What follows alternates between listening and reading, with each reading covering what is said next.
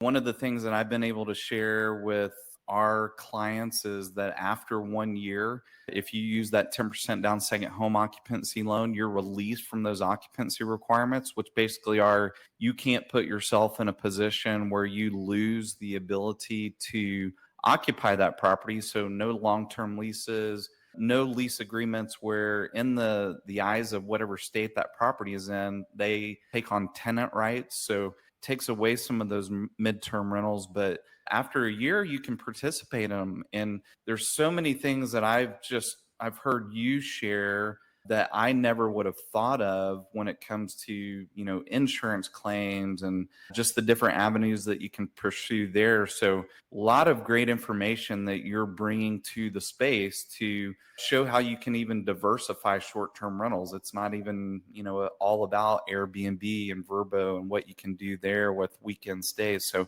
I love that. So meat of the interview, I thought you would be a great person to share three things that people can do in their short-term rentals to bring luxury. People go on vacation, they want to feel like they are staying in somewhere really, really nice. And, there's all sorts of benefits to a property like that: repeat stays, referrals. So luxury brings a lot to the table. So three things that you would share with our listeners that they can bring luxury to a property without breaking the bank. Absolutely. So, number one, think about the guest experiences as it relates to their senses. You remember how we learned about the five senses in school? I want you to really think about all five senses. What are they smelling? What are they seeing? What are they hearing? As they're entering that property, I want you to address each and every one of those senses because that's going to make a difference. That's going to help them to immerse into that space, immerse into that experience.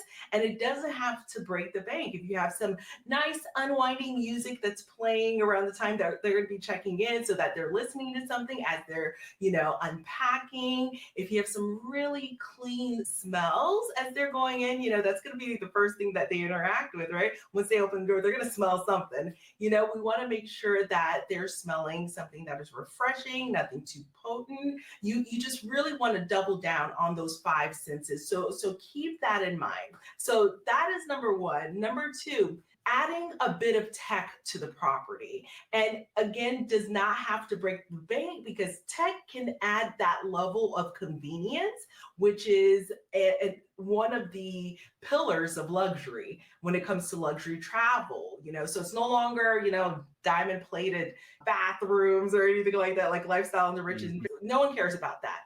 The luxury experience is going to be about convenience. So as they're checking in, we want to have that keyless entry, just make it really easy peasy for them to get in there, right? Other things are like adding smart TVs, very simple to use. Smart TVs are going to be very important. And finally, the third thing that's going to add a level of luxury without breaking the bank is going to be that communication. Being very attentive to the purpose of their visit. Sometimes they're visiting for vacation. Sometimes it's an anniversary or wedding celebration or a honeymoon. So just being very attentive and addressing that by providing your local recommendations, I think it's going to be the key to providing that luxury experience without breaking the bank. Oh, that is awesome and so true. So, two questions I have for you. Do you have a luxury smell of choice? Ooh, I like this white tea from the Wyndham. It's Nice. really nice. White tea from the Wyndham. There you go. Write that one down.